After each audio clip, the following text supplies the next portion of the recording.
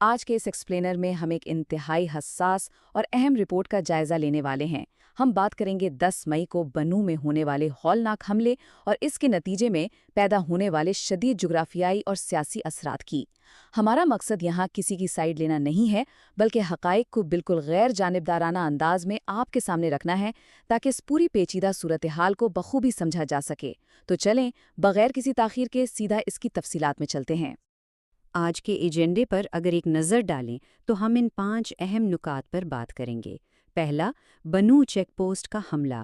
دوسرا، جانی نقصان۔ تیسرا، مبینہ حملہ آور اور ان کے سرپرست۔ چوتھا، پاکستان کا فوجی رد عمل۔ اور آخر میں، ابھرتی ہوئی نئی ملٹری پالیسی جسے دی نیو نارمل کہا جا رہا ہے۔ تو شروعات کرتے ہیں پہلے حصے سے، بنوں چیک پوسٹ حملہ۔ یہ کوئی عام رات نہیں تھی، بلکہ 10 مئی 2026 کی درمیانی شب خیبر پختونخوا کے علاقے بنوں، خاص طور پر فتح خیل میں ایک زبردست کشیدگی کا آغاز تھا۔ ذرا تصور کریں کہ رات کے اس پہر اصل میں ہوا کیا تھا۔ واقعات کی ترتیب کچھ یوں بتائی گئی ہے کہ پولیس کے جوانوں نے ایک مشکوک گاڑی کو روکا، اور جیسے ہی انہیں روکا گیا، حملہ آوروں نے بارود سے بھری وہ گاڑی، جسے ہم VBID وہیکل بورن IOD کہتے ہیں، سیدھا چیک پوسٹ اور قریبی عمارت سے ٹکرا دی۔ اس دھماکے کی شدت اتنی زیادہ تھی، میرا مطلب ہے اتنی خوفناک تھی، کہ اس نے آس پاس کے عام شہریوں کے گھروں کی چھتیں تک اڑا دیں۔ اور بس یہی نہیں، اس دھماکے کے فوراً بعد شدید فائرنگ کا تبادلہ بھی شروع ہو گیا۔ اب یہاں جو بات سب سے زیادہ حیران کن ہے وہ یہ کہ یہ کوئی چھوٹا موٹا حملہ نہیں تھا۔ اوپن سورس انٹیلیجنس کی رپورٹس کے مطابق اس حملے اور فائرنگ میں تقریباً 100 کے قریب عسکری پسندوں نے حصہ لیا۔ 100 عسکری پسند! یہ تعداد خود بتاتی ہے کہ یہ کتنی بڑی اور منظم منصوبہ بندی تھی۔ آئیے اب دوسرے حصے کی طرف چلتے ہیں، یعنی اس کا جانی نقصان اور فوری اثرات۔ ظاہر ہے، اتنے بڑے حملے کے بعد بنوں میں ایک شدید ہنگامی صورتحال پیدا ہو چکی تھی۔ ڈسٹرکٹ پولیس آفیسر کی جانب سے جو سرکاری اعداد و شمار سامنے آئے وہ انتہائی افسوسناک ہیں۔ اس واقعے میں 15 پولیس اہلکار جان کی بازی ہار گئے، 3 اہلکار شدید زخمی ہوئے، جبکہ متعدد افراد کو معمولی چوٹیں آئیں۔ اس اچانک اور بڑے پیمانے کے طبی بحران سے نمٹنے کے لیے بنوں ڈسٹرکٹ ہسپتال میں فوری طور پر اسٹیٹ آف ایمرجنسی نافذ کر دی گئی تاکہ زخمیوں کو جلد از جلد طبی امداد دی جا سکے۔ تیسرا اہم حصہ، حملہ آور اور ان کے مبینہ سرپرست۔ آخر اس سب کے پیچھے ماسٹر مائنڈ کون ہے؟ اس سوال کا جواب کافی پیچیدہ ہے۔ یہاں ہمیں 2 چیزوں کے درمیان فرق سمجھنا ہوگا۔ ایک طرف تو براہ راست حملہ آور ہے، یعنی اتحاد مجاہدین پاکستان یا IMP نامی گروپ، جس نے اس حملے کی باقاعدہ ذمہ داری قبول کی ہے۔ لیکن دوسری طرف، اور یہ بہت اہم ہے، رپورٹ میں انتہائی سنگین نوعیت کے دعوے کیے گئے ہیں کہ TTP اور BLA جیسے گروہوں کی پش پناہی مبینہ طور پر افغان طالبان کی حکومت اور بھارت کر رہے ہیں۔ یاد رہے، ہمارا کام یہاں صرف ان دعووں کا غیر جانبدارانہ جائزہ لینا ہے۔ ہم کوئی حتمی فیصلہ نہیں سنا رہے ہیں، لیکن یہ الزامات بذات خود خطے کی سیاست میں ایک بھوچال کے مترادف ہیں۔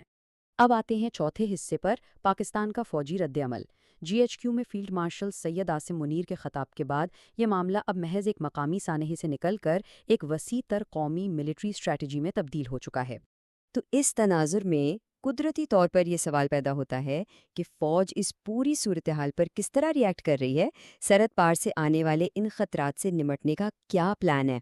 رپورٹ میں فوجی رد عمل کے حوالے سے جو الفاظ استعمال کیے گئے ہیں وہ انتہائی سخت اور دو ٹوک ہیں۔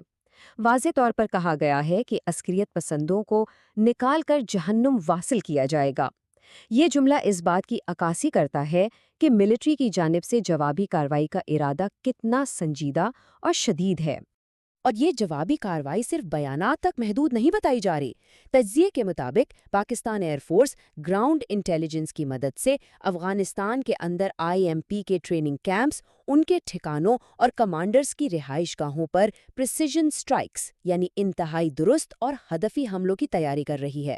اس کے ساتھ ہی فوجی طاقت کے مزید استعمال کی کھلی دھمکی بھی دی گئی ہے کہ اگر ضرورت پڑی تو اس سلسلے کو مزید بڑھایا جا سکتا ہے۔ اور یہیں سے ہم پہنچتے ہیں آج کے اپنے آخری اور سب سے اہم نقطے پر، دی نیو اسٹریٹجک نارمل، یعنی سرحد پار جوابی کارروائی کی پالیسی جو خطے کی فوجی حرکیات کو پوری طرح بدل کر رکھ سکتی ہے۔ یہ نیو نارمل آخر ہے کیا؟ آسان الفاظ میں سمجھیں تو یہ پاکستان کی ایک مبینہ نئی عسکری پالیسی ہے جس کے تحت اگر مستقبل میں پاکستان کی سرزمین پر کوئی بھی حملہ ہوتا ہے تو اس کے براہ راست جواب میں افغانستان کے اندر موجود دہشت گردوں کے انفراسٹرکچر پر سرحد پار حملے کیے جائیں گے۔ مطلب اب دفاع کا طریقہ کار مکمل طور پر تبدیل ہو رہا ہے اور ایک انتہائی سخت معیار قائم کیا جا رہا ہے۔